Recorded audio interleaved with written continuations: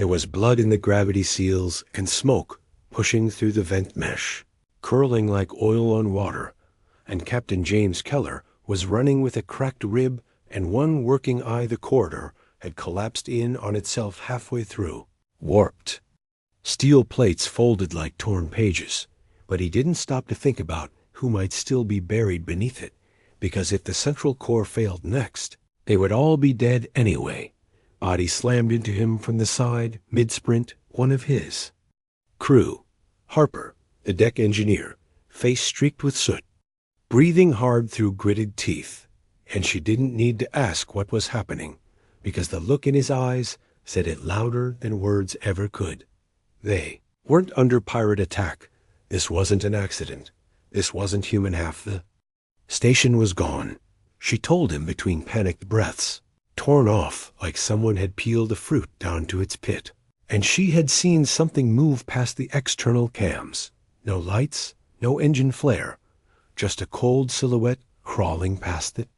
Stars like it didn't care who saw it. Keller told her to keep up, and they pushed through the last corridor toward the command deck.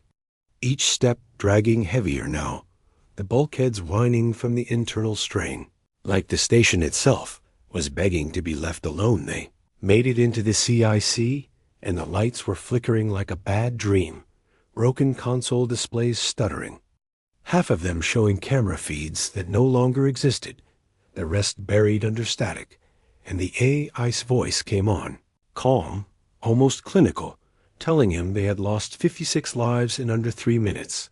He stared at the main viewport, but not at the stars, not at the station debris spinning slowly outside. He was staring at the one signal blinking red at the edge of the screen. No ID. No response. No heat signature, just a triangle-shaped mark, hovering like it was waiting for something. Harper looked at him then, eyes still wide, still hoping he might say this was salvageable, that Earth would respond, that they had a protocol for this kind of thing. But Keller just leaned over the console and opened the manual panel beneath the primary controls. Something none of them had touched in over 20 years. Don't, she said quietly, not because she didn't want revenge, but because she remembered what the manual switch meant. He didn't answer her right away. He just unlocked the panel, reached inside, and pulled the old biometric key out from its latch. It was cold. It was still covered in the sealant that hadn't been cracked since the day it was buried in this station's foundation, long before either of them had ever set foot here behind the console. A section of the station's schematic lit up, not the usual navigation systems or life support grid. This one was buried beneath the old asteroid docking structure. No one had spoken of it in decades. Some said it was a bluff. Others said it was a war crime waiting to happen. Harper swallowed, voice thinner now. That thing was never supposed to launch again. Keller didn't look at her. He just pressed the key into the slot, turned it until it clicked, and let the authorization run behind the station's fractured outer shell, far beneath the surface crust. The walls of the buried hangar shuddered. Lights that had been dormant for a generation flickered to life. Metal arms shifted into place, dust shaking loose from the hull of the ship the Earth had locked away and agreed never to speak of again. From somewhere deep within the code of the AI system, something old began to wake up. Not machine, not human, something in between, something that remembered what it was made for. Harper didn't speak again. She just stepped back, and for the first time since the blast, she looked more afraid of him than the thing outside. Keller stood over the console. He had a cracked rib, one good eye, and the weight of 72 lost lives already sitting on his shoulders. And as the lights dimmed around him and the floor hummed with ancient power, he said nothing at all, because there was nothing left to say. He had just opened the last door humanity was supposed to keep shut.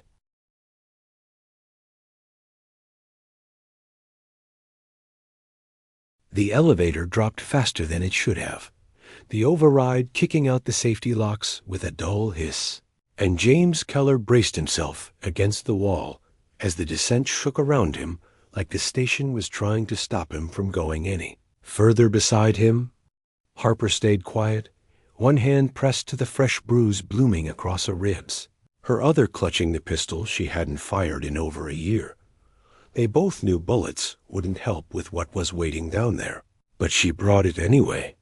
People did that when they were scared, reached for something familiar. Even if it was useless, the shaft walls raced by in a blur of rusted panels and flickering emergency lights, each one marking years of abandonment, of buried secrets and forgotten warnings. There was a reason this level wasn't listed on the crew maps. There was a reason. Earth Command had classified it under 30 years of blackout policy. The car screeched to a stop doors, opened with a groan. That sounded too much like a warning, and the air that hit them was wrong.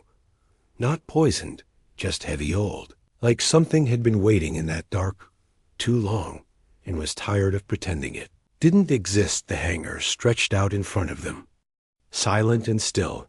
It wasn't built like the rest of the station. No smooth white panels or clean engineering marks. This was raw steel and rivets, reinforced walls 5 meters thick, radiation shielding bolted in layers no civilian ship would ever need, and there it was sitting in the cradle, half shrouded in low light and dust trails. Massive, ugly, beautiful. It didn't have a name on the side. That was deliberate. No flag. No call sign, no identifier, just a hull of blackened alloy. And scar lines from wars older than anyone still living. Harper exhaled slowly, staring at it. I thought they dismantled it after Europa. James didn't reply. He didn't need to. The way he walked toward it told her everything. Project Morningstar had never been scrapped. It had been hidden, and maybe not even from the enemy. Maybe from Earth itself. A low hum began to rise from the floor panels as the power conduits lit one by one, pulsing toward the ship like veins feeding a heart that had been asleep too long. And then the interface opened, a curved structure rising from the ground in front of Keller, scanning him silently. He stood still, let it happen. He didn't flinch. When the needle pricked his palm, or when the DNA code verification crawled across the screen in blood-red letters, he just waited. The moment passed. Then a soft hiss came from the ship's rear bulk. A ramp unfolded. Slow and deliberate, inviting inside, the lights turned on, not white, not blue, but a dull amber glow, like candlelight seen through smoke. It looked like no human vessel he had ever flown, because it wasn't one. Not entirely. Harper followed him to the edge, keeping her distance. You really think we can fly this thing? After all this time? I don't think we have a choice, Keller said. There were no seats inside, no console like modern cockpits, just a central node, smooth, seamless, and pulsing with a quiet rhythm, like it was breathing. It responded when Keller stepped forward, reacted like it remembered him, like it knew he didn't come out of loyalty or orders or duty. He came because there was nothing left. And then the door sealed behind them. Soft final. Harper tensed. Wait. Did you close that? Keller looked back. No. The lights inside shifted. The hum grew louder, and on the ship's internal display, a tactical field map lit up, not just of the station, not just of their sector, but of every active system. Near Earth's colonies, half of them now marked with a new signal, that same triangular signature, dozens of them. Moving. Harper's voice cracked. They're already here, the ship responded. Systems locking in, weapons platforms activating, engines preparing for launch. And Keller stood in the center, his hand hovering over the node, as he felt the thing beneath his feet come alive, like it had just been waiting for permission to burn. The sky, it didn't ask where to go. It already knew what needed to be done. The hangar roof peeled apart with an angry grind, each layer of plating fighting against its rusted hinges, like it didn't want to let the thing inside out into the stars. The moment the opening cleared, the black ship lifted with no warning. No countdown, no ignition flare. It simply left, like it had decided long ago the hesitation was a waste of time. Keller stood motionless as the deck slipped away beneath them. The cockpit had no pilot's chair, just the curved platform beneath the interface node, and the steady amber glow of its lights that felt more alive than artificial. Around him, the hull responded to their ascent, not like a ship adjusting to space, but like a creature stretching after a long, uncomfortable sleep. Harper kept her feet planted near the rear bulkhead. She hadn't said a word in 5 minutes. Not since the first scan lit up the display and showed her the size of the battlefield. They were flying into Dot. It wasn't just the one ship anymore, Dot. It was a formation now.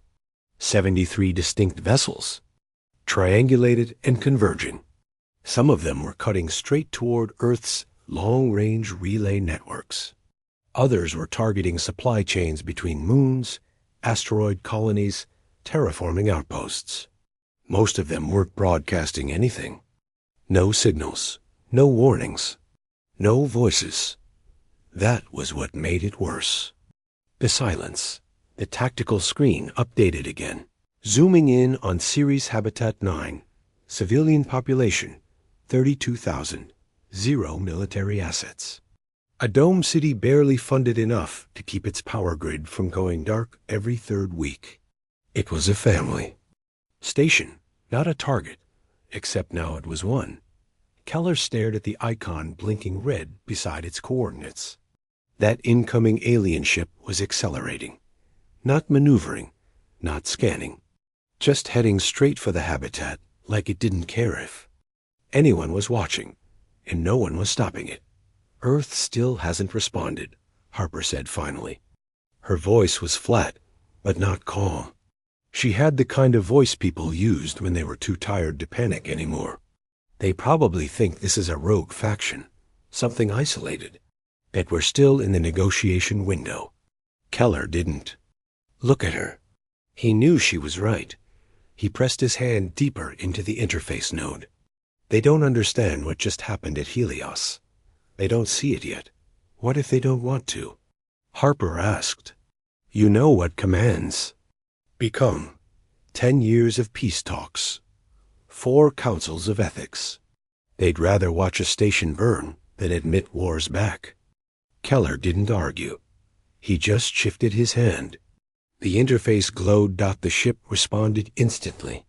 Hull plating realigned along its flanks, and a low vibration passed through the floor like breath beneath steel.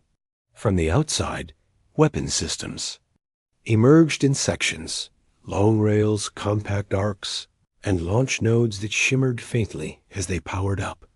But none of it looked like the hardware Keller had used before. This wasn't just old tech. It was Forbidden's tech. Reverse-engineered from the last contact war, locked up after Europa, when humanity had pushed too far and nearly fractured its own species trying to survive. They had sworn not to use it again. Then, again, they had sworn not to let civilians die either. Pulse is charging, Harper murmured.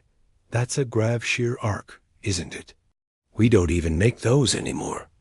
Not publicly, Keller said. The enemy ship came into visual range. At first, it looked like nothing. Just a vague silhouette crawling across the black. No lights, no trails, no windows. Its surface wasn't reflective, wasn't matte, just ... Flat, like it didn't belong in space at all. Keller narrowed his eyes. It's not adjusting to us, he said. It's ignoring us. It still thinks we're passive. Harper took a step forward. Maybe it doesn't recognize the signature of this ship. Maybe it does, and it just doesn't care. That was when the first volley fired. Not from the enemy, from them. The black ship shifted without warning, cutting sideways through vacuum, like inertia had stopped applying. Its hull opened at 3 fracture points, and from them, glowing lines of light snapped outward. Not projectiles, not lasers. Something else. A moment later, the alien ship was gone. No explosion, no debris. Just gone. Deleted from space. Harper staggered back. Did you see that? I saw it. It didn't destroy that thing.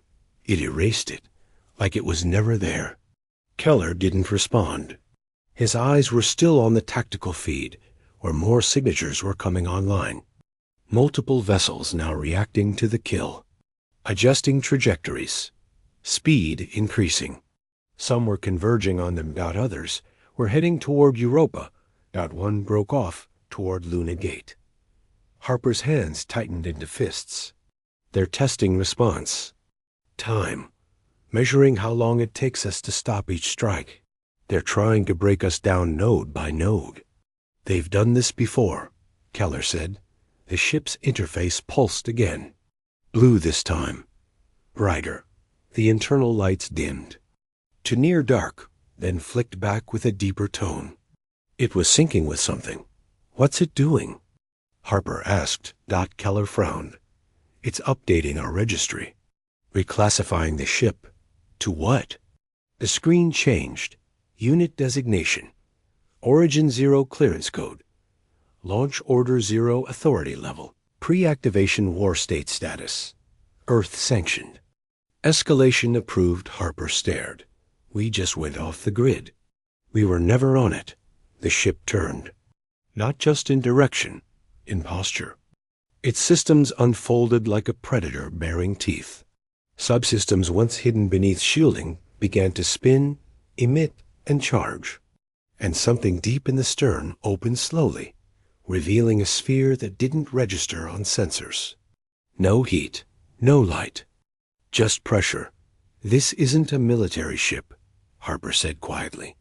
It's a last measure. Keller nodded once. Yeah, this thing wasn't made to fight battles. It was made to end them. Outside, 3 enemy ships changed course and accelerated. Inside, Origin 0 began to sing again. This time, it was louder. The gunship dropped fast, cutting through thick layers of ash cloud like a falling hammer. Inside, the cabin lights flickered as turbulence slammed against the hull, metal groaning under the sudden shifts. Stephen had one hand braced on the ceiling, handle and the other gripping the locking rail beside him. Across from him, Daniel sat stiff in his seat, visor down, boots tapping in a nervous rhythm against the deck. Neither of them spoke, but both could feel the same thing, that coil tightening in the gut, the kind that came right before everything snapped loose. The pilot's voice crackled in their ears. 17 seconds. Surface looks fried, scanners. Not reading any life forms above ground. You're going in cold. Stephen nodded without looking. His fingers tapped the release on his harness, slow and methodical, the same way he had done 100 times before. But this time, he knew it wasn't just another recon sweep. This wasn't some forgotten mining world or distant outpost that stopped broadcasting. This was Camden Base, Earth's 3rd largest science facility off-world, and home to over 500 researchers, engineers, and civilian families. Including his brother's kid. The hatch hissed, then dropped with a jarring clank, smoke and dust flooding the entrance. They stepped out into a world that didn't look like it had been bombed. It looked like it had been erased. Everything ahead was blackened and twisted. Metal support beams jutted like broken ribs through a sea of cracked white concrete. Fire still clung to what was left of the command spire, a faint orange glow flickering inside its collapsed skeleton. Daniels moved. Ahead, sweeping his rifle left to right. Radiation's high, but not lethal. This wasn't a nuke. Something else hit this place, something precise and angry. Stephen stepped over a child's tricycle. The red paint blistered off the handlebars. He crouched, picked up a scorched access card, then dropped it when he saw the edge melted through clean, like it had been sliced by heat, not explosive pressure. A low pulse came from below his boots, a faint vibration in the ground, steady and timed like a heartbeat. He paused, looked up at Daniels, who had also stopped, his head tilted. "You feel that?" Daniels asked, voice lower now, careful. "Yeah," Stephen replied, scanning the rubble ahead. "It's coming from the labs. Sublevel 3, if I remember." "Right. That's where they ran the AI cores and Blackroom projects. Daniels cursed under his breath. You think they triggered something before it hit? I don't think they had the chance. But someone else might have tried to wake it. Up, they moved forward, deeper into the ruins, where the smoke turned thick and hot. Along the broken walkways and scorched railings, shadows of people remained, burned outlines on the walls where the heat had been so intense it flash-printed the last moments of life. It was one thing to hear about orbital strikes or drone raids on news feeds. It was another thing to walk through the silence afterward and smell what was left of it when they reached the elevator shaft. Stephen looked down into the abyss, the lift long gone, only thick cables dangling like black veins into the dark. Daniels leaned over, his HUD scanning the depth, sublevels still powered somehow, getting faint energy readings, possibly localized. Backup systems, Stephen clipped a descent line to the side rail, locking it tight. We go slow. If whatever's still active down, there isn't ours. I don't want to wake it up before we see it. Daniels gave a nod and slid over the edge, vanishing into the dark as his descent line zipped quietly down. Stephen followed, feet braced against the wall, descending one level at a time, each meter pressing that pulse in his chest harder halfway down. He heard it. A voice not overcomes, not his own echo, but a voice from below. It was faint, mechanical, but threaded with something strange. Not robotic, not entirely. It was repeating something again and again, like it was stuck or trying to remember. ... Unit protocol active. Sleeper response initiated. Defensive reawakening in motion. Stephen stopped cold mid-descent, boots pressed against the shaft wall. He looked down and saw the faint green glow bleeding up from the bottom. The light wasn't flickering.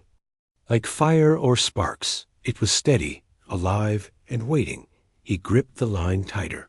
Every muscle in his body wired now, heart pacing in rhythm with the pulse coming up from the deep. Whatever had been sleeping here, it was no longer asleep. The transport burned low across the scorched edge of Io's forgotten hemisphere, hugging the crust so close that it skimmed past the peaks of glassified rock. Adam sat braced inside the rear bay, blood crusted on his collar, dried plasma seeping. Along his wrist where a charge had backfired. Behind him, the containment unit hummed louder than it should have. The body inside was still breathing, but barely. Stephen had taken the worst of the blast. Outside the reinforced window slits, the stars were still wrong. They pulsed like something was moving behind them, like the sky was under pressure and about to crack. The pilot, an old ex-miner named Davis, kept watching the coordinates flash red on his screen. Every other second, he looked like he wanted to turn back, but the sky wouldn't let him. A silence had started to settle over the cabin, not the kind that followed tragedy, but the kind that came before, something you couldn't explain. They crossed into Sector 9 Theta, one of Earth's off-record regions, and the autopilot cut out. The bay lights flickered and then shifted from blue to a dim reddish glow. Adam stood, checking Stephen's pulse again, feeling his friend's heartbeat struggle. Every thud was distant, like it wasn't just blood moving, but something else. Something mechanical and ancient, waking under his skin. Approach vector confirmed. The ship's voice crackled. Then it went dead, mid-sentence. Not cut off, just stopped. The lights dropped again, this time not coming back. The hum of the ha. Engines dulled until it sounded like a sigh, the last breath before sleep. Or before something else took over the nose of the transport, tipped downward, not violently, not suddenly, but deliberately, like it had been caught in the hand of something massive. Outside, the stars blinked out in a straight line, like someone had drawn their finger across the cosmos and erased a portion of it. Davis cursed and tried to override, but the console didn't respond. It wasn't jammed. It just ignored him below them now. A trench opened in the rock, not marked on any map. not built by any human.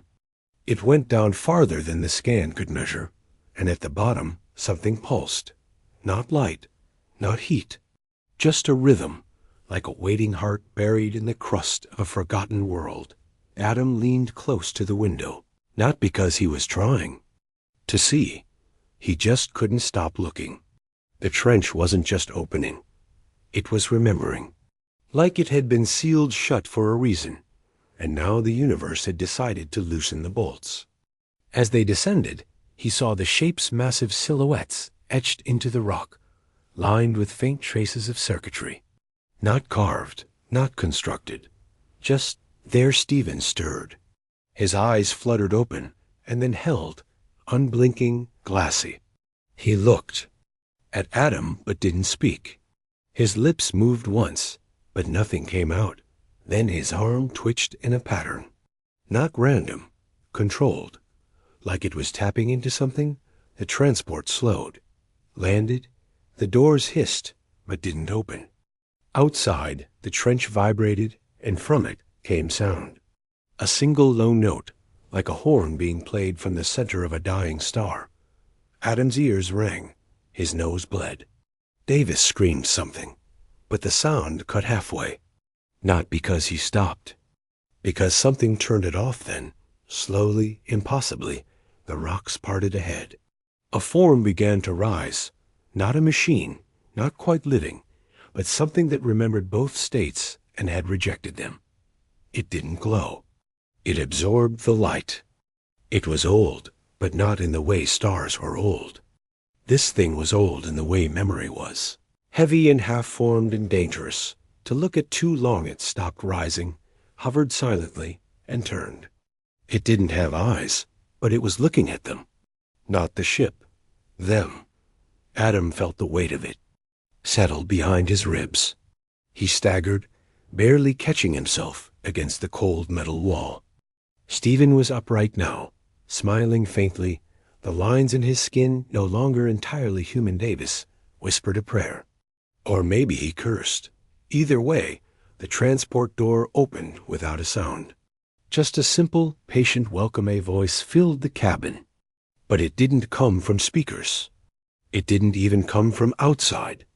It came from the memory of sound, stitched directly into their minds. You returned them broken, it said. Now we remember who made us sleep. Adam didn't move. Couldn't. Behind him, the stars had rearranged again, forming a pattern he almost recognized.